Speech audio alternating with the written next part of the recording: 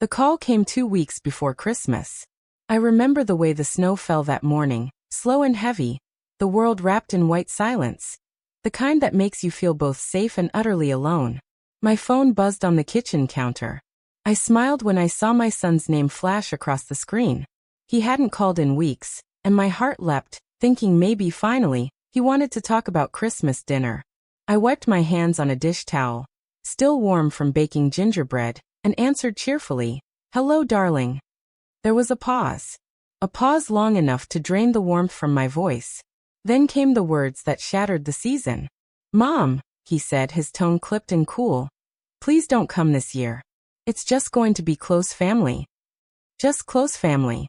The words hung there, sharp as ice. For a moment, I couldn't even breathe. My lips parted, but nothing came out.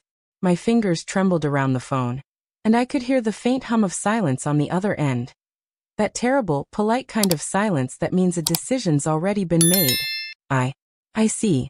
I managed to whisper. He sighed. "It's nothing personal, Mom. Carla just wants to keep things simple this year. You understand, right?" I wanted to say no.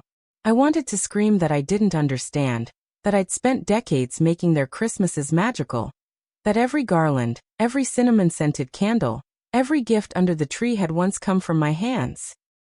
But instead, I just stood there in my quiet kitchen, staring at the frost on the window pane. The call ended. He didn't even say, "I love you." For a long moment, all I could hear was the faint buzz of the disconnected line.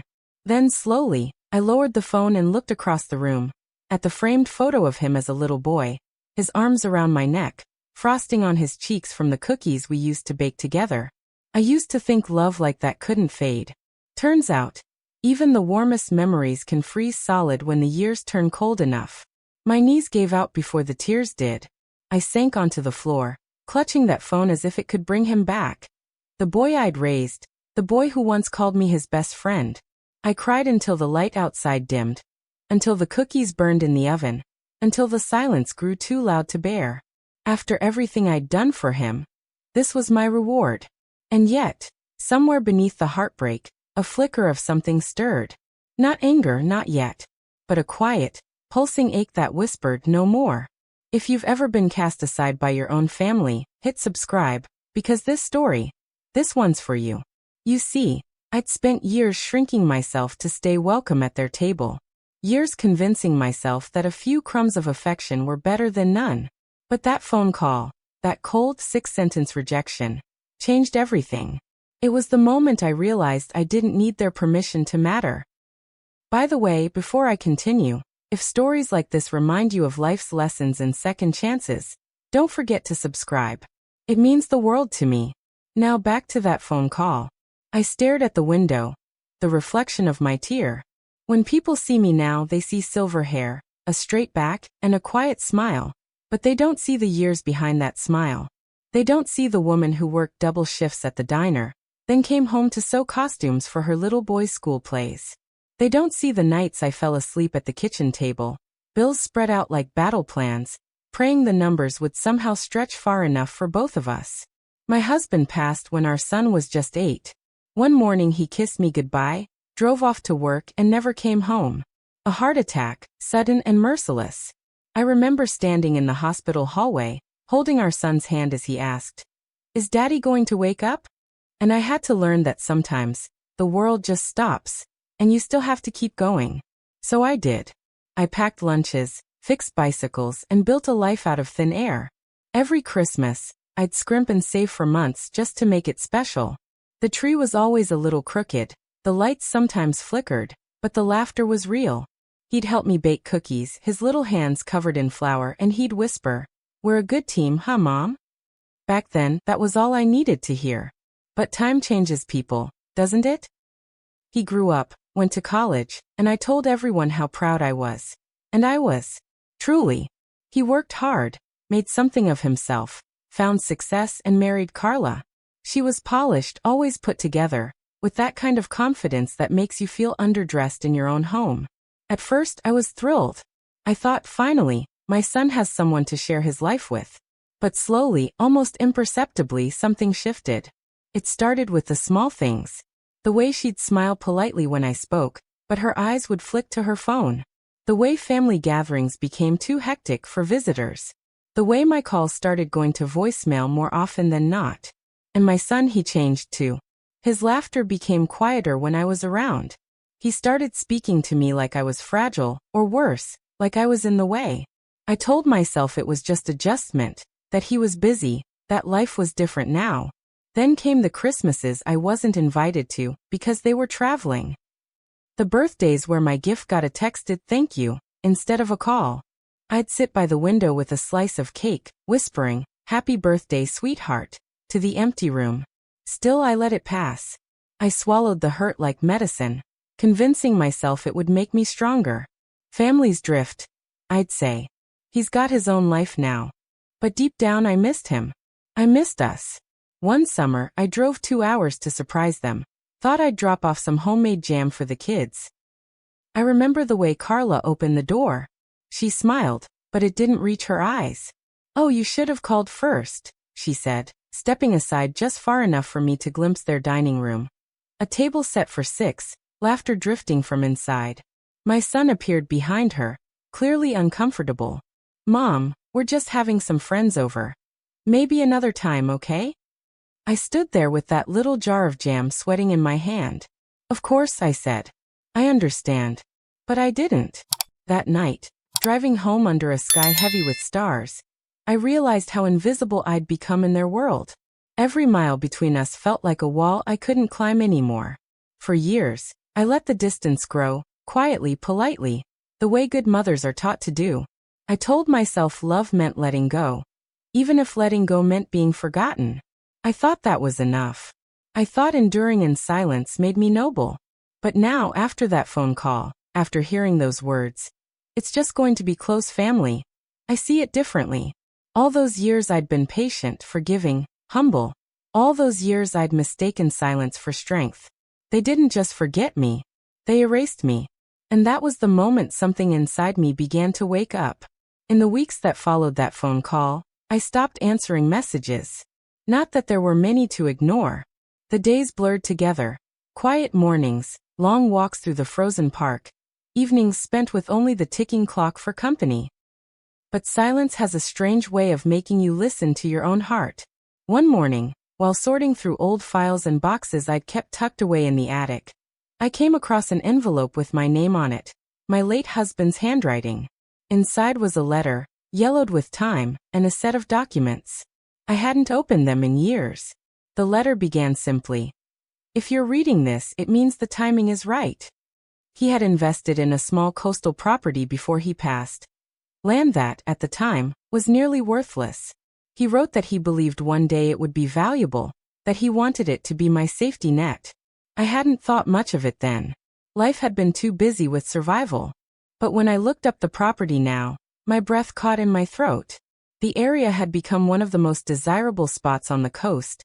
Developers everywhere, prices skyrocketing. I called an agent out of curiosity. Within days, I had an offer.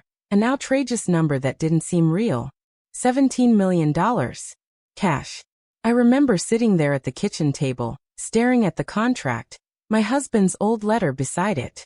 For years I had lived like I was poor, even after the struggle had passed. Out of habit, out of fear. And now, out of nowhere, I was wealthy beyond imagination. But it wasn't the money that made me cry that night.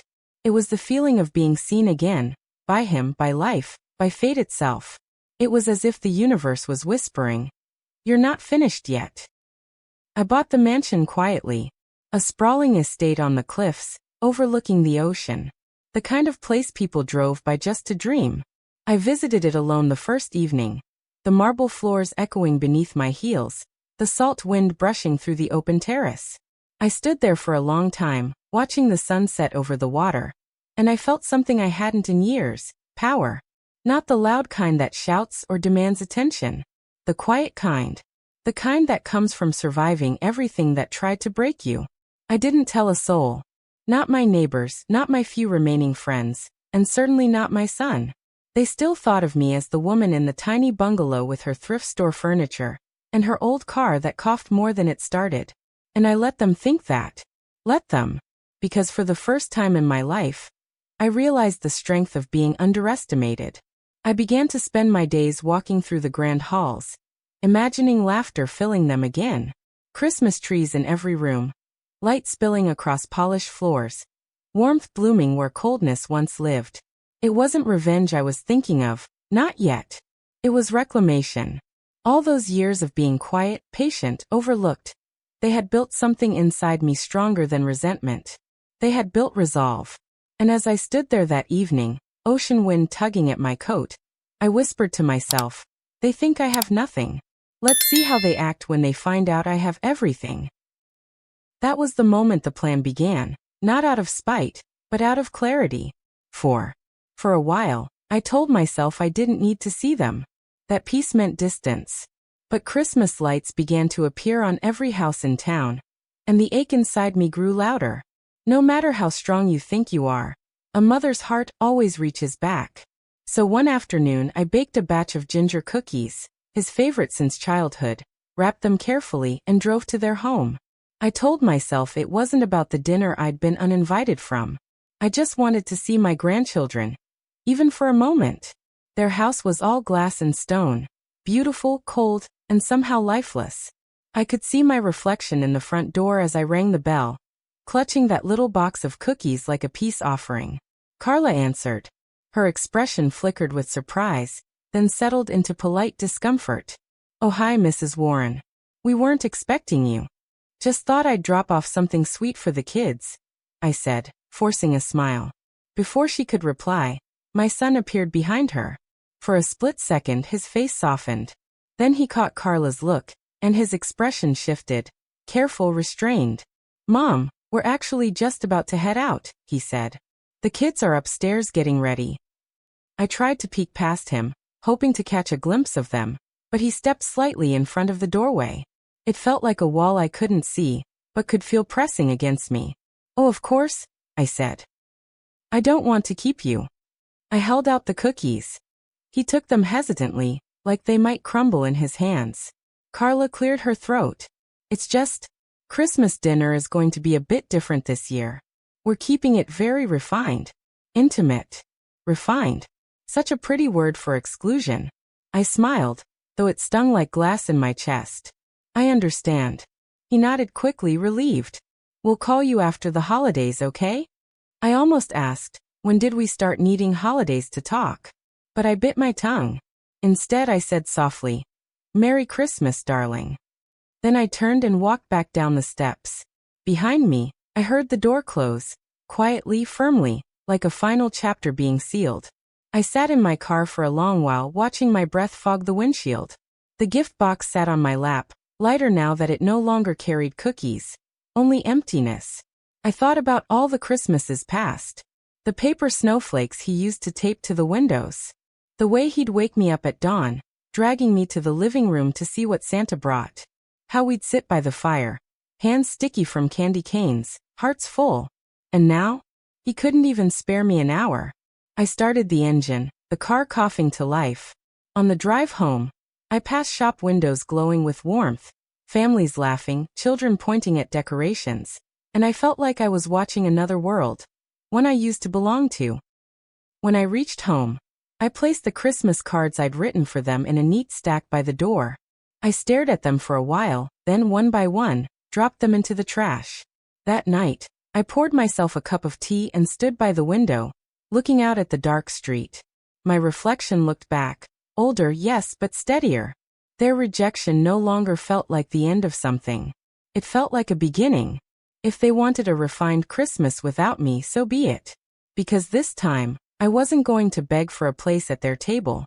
I was going to build my own. One so grand, so filled with joy and light, that they'd feel its glow all the way from their cold, perfect house. And for the first time that winter, I smiled. Not out of bitterness, but out of certainty. They had no idea what was coming. Once the idea took root, it refused to leave. Every day it grew stronger, clearer, more thrilling. For years, I'd been the forgotten mother. The one left off invitations, the one no one asked about. But that Christmas, I would rewrite the story. Not with bitterness, but with brilliance. I started quietly. No one knew about the mansion except the realtor and me, and I intended to keep it that way until the right moment. I began visiting it every evening, wrapped in my thick wool coat, walking through its echoing halls as I planned every detail in my head. The chandeliers were the first to go up. Massive crystal fixtures, their prisms scattering light like liquid gold. I hired a decorator, a young woman named June with a contagious laugh and a flair for elegance. She didn't know who I was, and I didn't tell her. "Just call me Mrs. W," I said. Together, we transformed that empty house into something out of a dream. Garlands draped along banisters, fireplaces blooming with holly and pine, silver ribbons catching the light like starlight. In the ballroom, I had a grand piano tuned, and a small orchestra hired for Christmas Eve. Every night after the workers left, I'd wander through the mansion alone, breathing in the scent of evergreen and cinnamon, the soft notes of music echoing in my imagination. For the first time in decades, I wasn't lonely, I was alive. Then came the guest list. I didn't invite my son or Carla. Not yet. Instead, I sent invitations to the people who had truly been my family. The neighbors who'd brought me soup when I was sick, the church ladies who remembered my birthday, the children from the shelter where I volunteered. I wanted a Christmas filled with real warmth, not performative kindness. Each invitation was handwritten. Christmas Eve, 7 p.m. at the Warren Estate. Family welcome. It felt poetic, reclaiming that word, family. I oversaw every detail. The chefs, the musicians, the florists. There would be mountains of food, tables overflowing with warmth and laughter, music spilling through open windows so that even the ocean could dance with us. I even had the staff rehearse their greetings. "Welcome, Mrs. Warren," they'd say with gentle smiles. I hadn't heard my name spoken with that kind of respect in years. By mid-December, the mansion looked like something from a fairy tale. Every room sparkled. There was no trace of the quiet woman who once begged for a seat at someone else's table. This was my space, my moment, my rebirth. Sometimes, as I drove back to my little bungalow after a long day of preparations, I'd pass my son's house. Through their windows, I'd see their curated perfection, tasteful decorations, gloved guests, polite laughter. But not once did I feel envy. Only certainty. They thought I was sitting alone somewhere, knitting by the fire, invisible and forgotten. Good. Let them think that. Because come Christmas Eve the world, including them, would see a very different version of me. I pictured it all. The candles lit, the doors flung open, the orchestra swelling as guests arrived. And in the middle of it all, I'd be standing beneath the grand chandelier in a gold gown, a glass of champagne in hand, smiling like someone who finally remembered her worth. Every garland, every polished floor, every shimmering ornament, it wasn't just decoration. It was healing. It was me building, piece by piece, the version of myself they tried to erase. As the final touches came together, I stood on the balcony overlooking the sea, the winter wind brushing against my face. Below me, the waves crashed against the cliffs, fierce and unstoppable. "Let them have their refined Christmas," I whispered. "I'll have my real one." And with that, the countdown began. Christmas Eve arrived beneath a sky heavy with stars. The air along the coast shimmered with frost, and the mansion glowed like a beacon on the cliffs, every window alive with golden light. From the road, you could hear faint strains of music, laughter spilling out like warmth into the cold night. Inside, everything was perfection. The grand hall glittered beneath the chandeliers, tables laden with food that could have fed an army. Guests arrived in waves, neighbors, old friends, distant cousins, people who had once shared kindness when no one else did. They gasped when they saw me. "Margaret, is this really your home?" One of them asked, eyes wide with awe. I smiled, smoothing the fabric of my gold gown. "Yes," I said simply. "Welcome home." The orchestra played softly in the corner, violins blending with the low hum of conversation. Children ran through the halls, their laughter echoing off marble. For the first time in years, I felt like Christmas belonged to me again. Not something I had to be invited into, but something I had created from the ashes of heartbreak. I raised a glass, my voice steady and warm. "Tonight we celebrate love, the kind that doesn't need permission or pedigree, the kind that stays when everything else falls away." The room erupted in applause, and I felt tears sting my eyes. Then, as I stood beneath the chandelier, someone snapped a photo. Me mid-laugh, gold gown catching the light, a sea of smiling faces around me. They posted it online with the caption, "Spending Christmas with family, the ones who truly love me." Within minutes, the photo spread. Guests tagged it, shared it, commented on it. The house, the music, the glittering joy. It all became a small storm of admiration on social media. Across town, while carving foie gras and sipping fine wine, my son's guests began whispering. Phones lit up around the table. Carla leaned toward him, confusion tightening her face. "Is that your mother?" He stared at the screen, at me frozen. The photo had reached the family group chat. My nieces and cousins, people who hadn't spoken to me in years, were messaging. "Aunt Margaret, your place is stunning. You look radiant. Did you move?" I could almost imagine the silence that filled his dining room. The awkward glances. The way pride can curdle when faced with truth. Meanwhile, my home pulsed with life. The orchestra swelled, and I joined hands with my guests as we sang carols beneath ceilings high enough to hold forgiveness itself. It wasn't revenge, not really. It was revelation. For so long, I had been made to feel small. Now, without saying a single cruel word, the truth spoke for itself. The world saw me not as a forgotten mother, but as a woman reborn, graceful, powerful, and unashamed. When the last song ended, I stepped out onto the terrace. The ocean stretched before me, black and glittering, waves whispering secrets to the shore. Behind me, laughter rolled through the house like music. I thought of my son, of his careful words, his refined dinner, his need for perfection, and I felt no anger, only peace. If the world had to learn my worth through a photograph, so be it. Sometimes the quietest revenge is joy. And that night, joy was mine. It was well past midnight when the last of the laughter began to fade. Guests bundled in coats, hugging me goodbye at the door, their faces still bright from champagne and song. I stood in the foyer, watching the lights of their cars disappear into the distance, my heart full in a way it hadn't been for years. Then, through the quiet, came the sound of tires crunching over gravel. Headlights swept across the front lawn, stopping at the gates. My stomach tightened. I didn't need to look twice to know who it was. My son's car rolled to a stop beside the fountain. He stepped out first, shoulders hunched, hands buried in his coat pockets, followed by Carla, her expression unreadable in the cold light. For a long moment, none of us spoke. The winter wind howled between us, stirring the garlands that framed the doorway. Then I opened the door wider. "You're late," I said softly. He hesitated, eyes darting past me into the mansion, where the last candles still flickered. "Mom, we saw the pictures. We didn't realize." I cut him off gently. "Didn't realize what?" "That I could be happy without an invitation." Carla stepped forward, her voice uncertain. "We just wanted to explain. The dinner tonight, it wasn't about excluding you. We just thought you might be uncomfortable." I studied her carefully. There was no malice in her tone this time, only regret. Still, I could feel the sting of every past slight pressing against my ribs. "Uncomfortable," I repeated, glancing at the glittering hall behind me. "You mean not refined enough?" My son winced. "Mom, please. That's not what I meant." I took a slow breath, letting the tension settle. "I know what you meant. You wanted a Christmas that looked perfect from the outside. But perfection is a cold thing, isn't it? It doesn't keep anyone warm."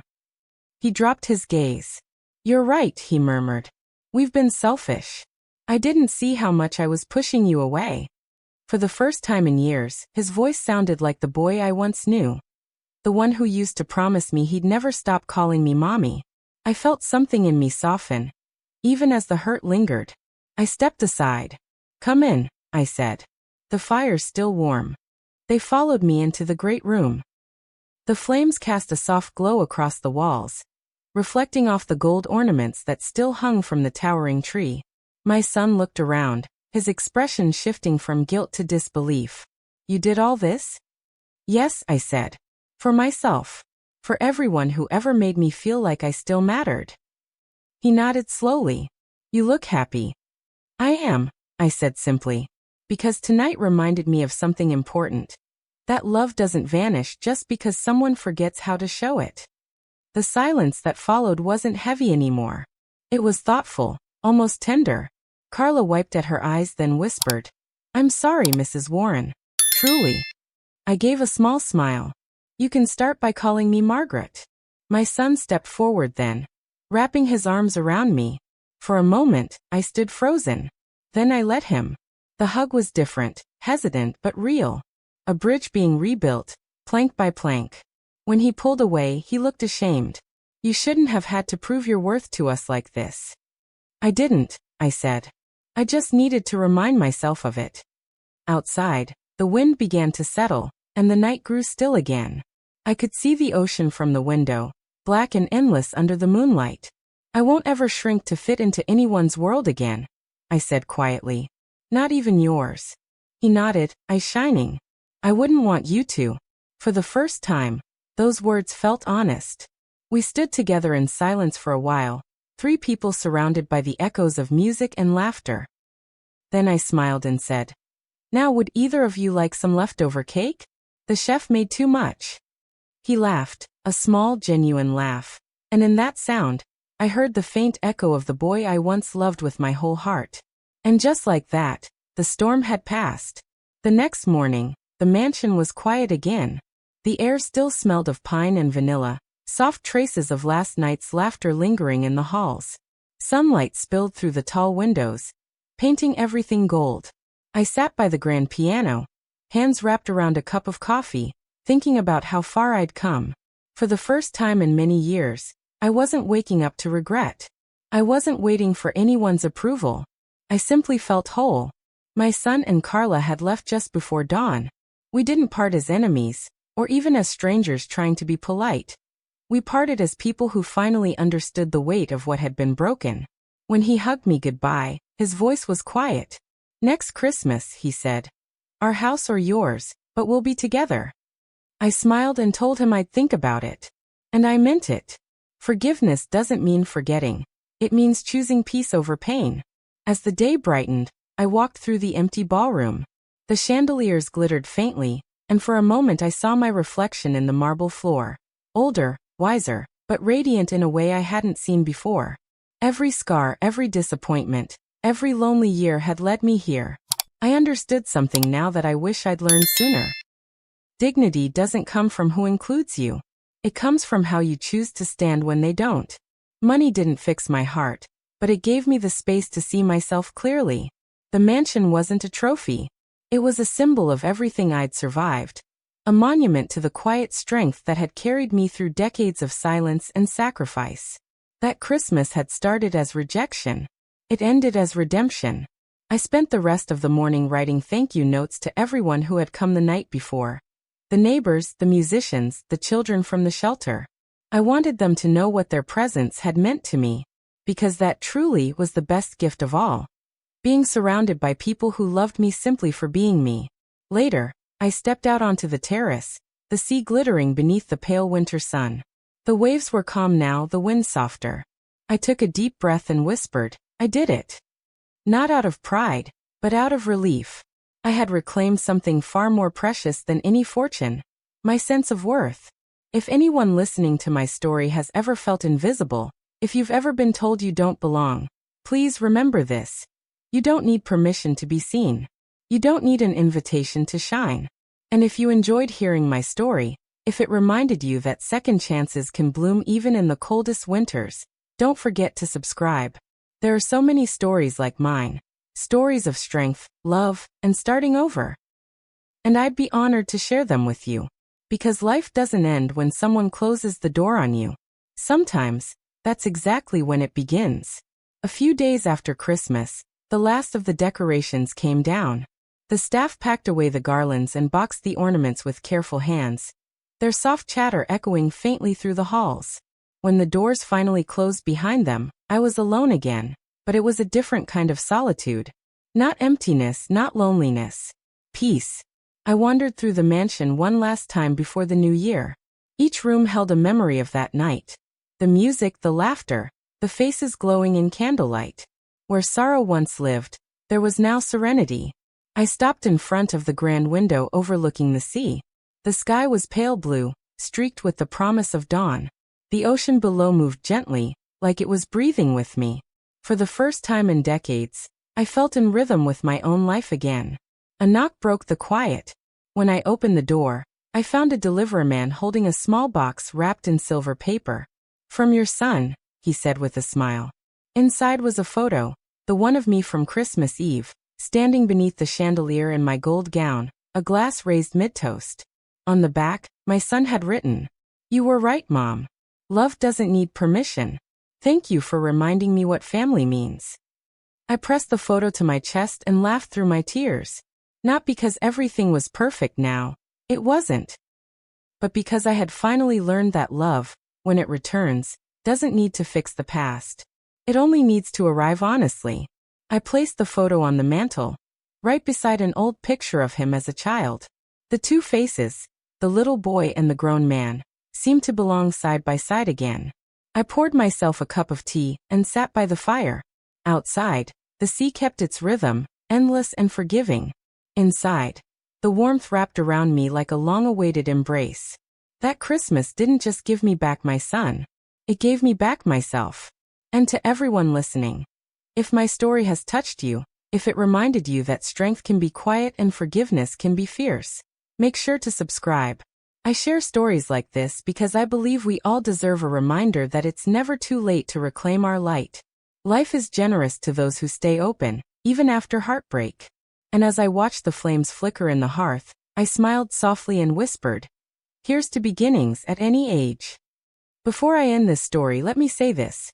If you've ever been told that your time has passed, that you're too old to change, to heal, to be seen, please don't believe it. I was nearly 70 when my son told me not to come for Christmas. 70. And yet, that moment of heartbreak became the beginning of the most powerful chapter of my life. Sometimes, the people you love the most will forget who you are. Sometimes, you'll even forget it yourself. But life has a way of giving us mirrors.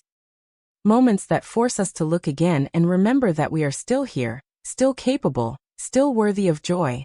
If this story resonated with you, if it stirred something in your heart or reminded you that dignity and love can be rebuilt from ashes, then please, subscribe to the channel. I share stories like this every week. Stories of resilience, second chances, and the quiet strength that keeps us going when the world forgets our name. And I'd love for you to be part of this little family we're building here. One story, one heart, one lesson at a time. Because the truth is, every ending carries a seed of beginning. And if my story taught me anything, it's this. You don't need to be invited to belong. You don't need permission to shine. So subscribe now, stay with me, and let's keep walking through these stories together. Hand in hand, heart to heart. Until next time, this is Margaret, signing off with love.